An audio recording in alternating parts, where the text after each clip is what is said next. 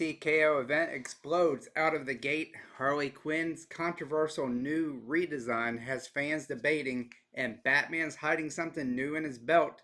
We're talking underrated DC movie villains finally getting the credit they deserve, the upcoming Lantern series possibly setting up a crisis level threat, and Marvel villains proving they never stay down for long. Plus, a 7700 Matt Baker Golden Age key sells, and a Superman #1 might just break auction records. This is Comic Issue Daily. Hey everyone, I'm Bryant, and welcome to Comic Issue Daily on the I Have Comic Issues YouTube channel, the show where we break down everything happening in comics, movies, and collectibles with the energy of a Wednesday new release in the heart of a collector. Whether you're here for DC, Marvel, or the market, I've got you covered, and let's dive right into the headlines. All right, first thing we got today from Patrick Walker from CBR reports that DC Comics has a certified hit on its hands with the launch of the new DC KO event. The Tournament of the Gods has taken fans by storm, blending mythic scale with the pure brawler chaos. Superman unveils his destructive new weapon. Wonder Woman gets all new redesign and looks straight out of Mortal Kombat, and the stakes couldn't be higher. Fight, die, or win the heart of Apocalypse, which grants its welder total power and resurrection. The demands have been so intense that DC is already rushing a second printing, and Walker confirms that DC KO's #1 by Scott Snyder and Javier Fernandez is being reissued with a Dan Mora variant showcasing the three destroyers of Darkseid: Superman, Batman, and Wonder Woman from the Absolute Universe. In even the prologue issues, Justice League, the Omega Act Special #1, and Titans 28 are heading back to press after rapid sellouts. And according to DC's release schedule, the series will continue its bracket of brutal matchups through spring of 2026 with titles like DC KO Night Fight and Superman vs. Captain Atom #1, Harley Quinn vs. Zatanna #1, and the Ultimate Showdown, Red Hood versus the Joker, is one we've been waiting for. The action, artwork, and stakes make this one of the DC's most ambitious crossover in years. All right. And then, are you jumping into the DC KO tournament? Who's your pick to take the heart of Apocalypse? Drop it in the chat. And while DC's tournament is heating up, one character's new look is cooling fans' opinions fast. And this is in the absolute side of things. And let's talk about Harley Quinn. All right.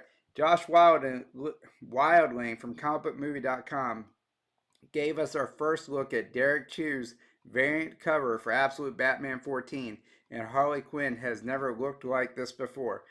This controversial redesign comes from the Absolute Universe as an alternate timeline or world established in Scott Snyder's Darkseid Universe storyline. Here, Harley isn't a sidekick or a lover. She's the leader of the Red Hood gang, taking the fight directly to the Joker. This version of Harley runs operations out of an abandoned amusement park, but she's dead serious about vengeance, not chaos. What makes it even wilder is Batman himself is working with her. If Harley's his new ally, fans are speculating that Joker might end up with a Robin of his own. All right, and Snyder explains that his focus is on the younger, angrier, more idealistic Bruce Wayne, who grew up surrounded by the people that would become his villains. That makes this version of Harley less of a clown and more of a reflection of Gotham's pain, gritty, smart, and terrifying. Chew's cover art nails that balance, stunning and unsettling. What do you think of Harley's new look? Love it, hate it, or somewhere in between? Let me know in the comments. And while Harley's surprising everyone with her new direction, Batman's carrying something even more shocking of his own. And Rich Johnson at Bleeding Cool revealed that Batman #3 by Matt Fractions and Jorge Jimenez added a new layer to Bruce Wayne's arsenal. And it's unexpected. Excuse me. It turns out Batman's been carrying a sedative and needle hidden in his gear for covert uses. Yep, the Cape Crusader now has a chemical sleep option for those quick knockouts. Uh, Johnson points out that this raises some hilarious and slightly disturbing questions about how many Gotham citizens have mysteriously blacked out after a Batman encounter. But in the story itself, it's serious business. The Riddler is trying to steal what's being called the most important item in all of Gotham, and Vandal Savage is moving against Batman and Robin, and Bruce is struggling with guilt over his past mistakes. While trying to protect a new ally, Dr. Aminza Zeller, their date night quickly turns into a fight for survival. Fraction and Jimenez are packing this issue with classic detective energy and new psychological depth. Each story feels like an escalation, and this new gadget just adds to Bruce's moral complexity. What do you think? Clever strategy or a line Batman shouldn't cross? Sound off below and let me know. And speaking of blurred lines, some DC movie villains uh, never got the recognition they deserve until now. And Ben Hathaway from comicbook.com ranks the 5 most painfully underrated DC movie villains, and is a reminder that not every great bad guy gets their flowers. At number 5, we got Hathaway's pick is Ross Weber from Superman 3, played by Robert Vaughn. And despite being a Lex Luthor stand in, Vaughn's charisma and delivery made him a standout. And then there's Max Schreck from Batman Returns, Christopher Walken's sleazy industrialist who literally creates 2 other villains in one movie. Hathaway notes Shrek's quiet manipulation is more sinister than Penguin's chaos or Catwoman's revenge. And then in the number 3 spot, we got Ewan McGregor's Black Mask from Birds of Prey. And Hathaway says McGregor nailed the delicate line between charming and psychotic, giving the DCEU one of its most entertaining villains. And rounding out the list is Black Manta from Aquaman, whose personal grudge against Arthur Curry added real heart and purpose to the sequel. And Hathaway says Manta's evolution is proof DC can build a long-term villain arc that feels earned. Who's your pick for the most underrated DC movie villain? Drop your favorite in the chat and let's go check out. And while DC villains are still getting their due, one corner of the DCU could set up its biggest threat yet, and that is Timothy Blake Donahue from CBR explains 10 potential Lantern storylines that could set up a major DCU threat, and it's a must-read for Green Lantern fans. The upcoming Lantern series is expected to anchor the new DCU on HBO Max, and Donahue points out several ways it could reshape everything. First, he highlights Emerald Twilight, where Hal Jordan's grief turns him into Parallax, destroying the core from within. Casting rumors suggest an older Hal Jordan might appear, possibly paving the way for a younger Green Lantern like Kyle Rayner.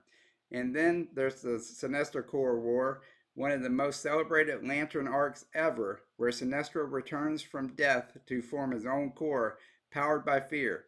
Donahue also suggests adapting hard-traveled heroes from Hal and Green Arrow as a way to tackle grounded social issues and character tension. But the biggest tease, the idea that Lanterns might plant seeds for Crisis on Infinite Earths with the Anti-Monitor quietly lurking in the background, or even set the stage for Blackest Night with the introduction of the Black Hand. Which Lantern storylines should the DCU start with? Emerald Twilight, Sinestro Corps War, or Blackest Night? Let me know. Personally, I think Emerald Twilight, you need to build up to that a little bit more. And speaking of cinematic universes, Marvel fans want answers about one of their biggest mysteries. Ryden Sancto from CBR asked a question on every MCU's fans' mind: where's the Scarlet Witch? After Doctor Strange and the Multiverse of Madness, Wanda Maximoff's fate was left completely up in the air. No body, no confirmation, no closure. And if you ever listen to 22 Comics talk about stuff on the Comically Comics podcast, he always says, I didn't see a body, that doesn't mean they're dead. And with Avengers Doomsday and Secret Wars on the way, Sarmento argues that this is the perfect time to bring her back. Kevin Feige himself called her strong enough to kill Thanos and their arc feels far from finished. Add in rumors that Sir Ian McKellen might return as Magneto, and you got the perfect setup for one of the most emotional reunions in MCU history. Father and daughter united at last. That's if they go that way, because they never quite showed who her parents were in the MCU.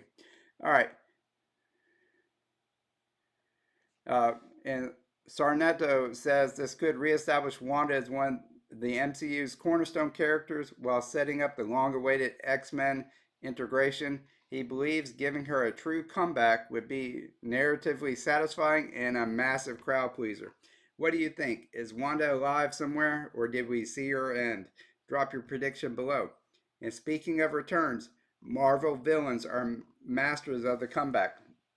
Maxwell finished over at CBR lists 10 Marvel supervillains with the best comeback. And here's the ranking.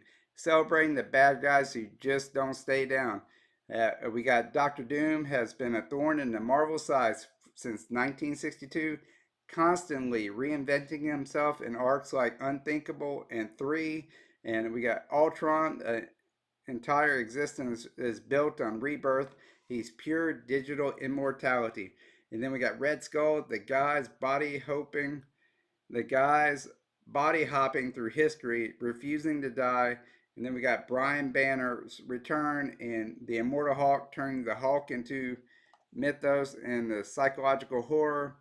The list also honors Kraven the Hunter, Resurrection, and Kraven's Last Hunt. The Green Goblin's endless returns, proving some villains are too iconic to keep buried. And finally, Wilson Fisk's evolution into Daredevil's ultimate nemesis shows how reinventing can make even an old villain feel new again. Which villain comeback hits you the hardest? Doom, Ultron, Kraven? Tell me in the chat. And while those villains rise again, one legendary hero debut book is about to make history on its own.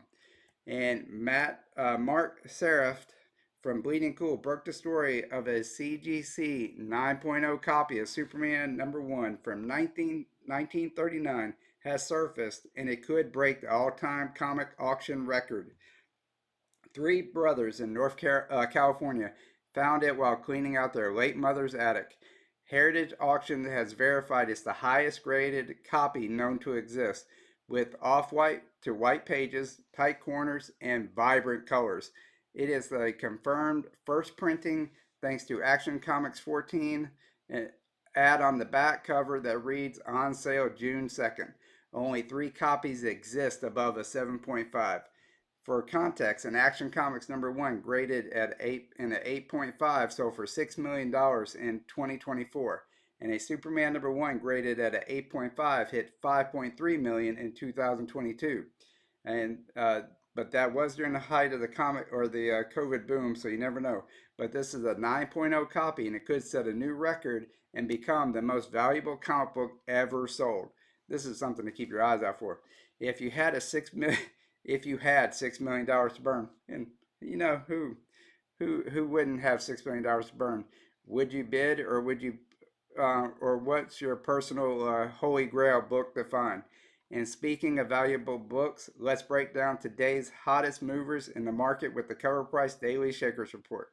All right, today's Shakers show just how diverse the collector's market is right now, and topping the list at #1 is Seven Seas Comics #4 from 1947 by Matt Baker, graded in a CGC 3.0, just sold for $7,700, and that's an incredible golden age sale for one of Baker's rarest covers.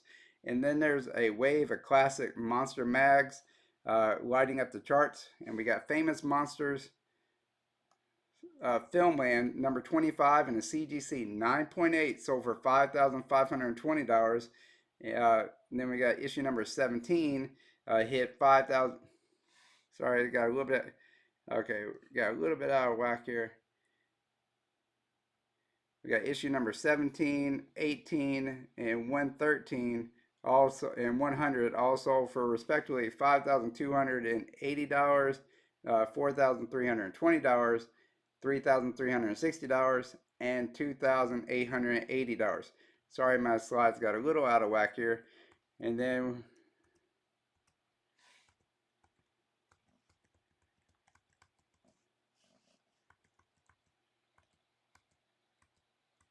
All right, here we are. We also had an Incredible Hulk issue number 181. Mark Dueler's variant sold for in a CDC 7.5, sold for $5,400. And here's another Monsters one. Another Monsters. These are the monster covers right now. They also then we had an Amazing Spider-Man issue number 300 in a 9.8, sold for $2,849. And then we had a Shock Suspense Stories number 6 by Wally Wood, went for $2,700. And we had an Amazing Spider-Man issue number 50, the first Kingpin, in an 8.0, also hit $2,470. Across the board, there was a lot of books that moved at high prices today. So these are the cool, top 10 of the daily shakers from CovrPrice.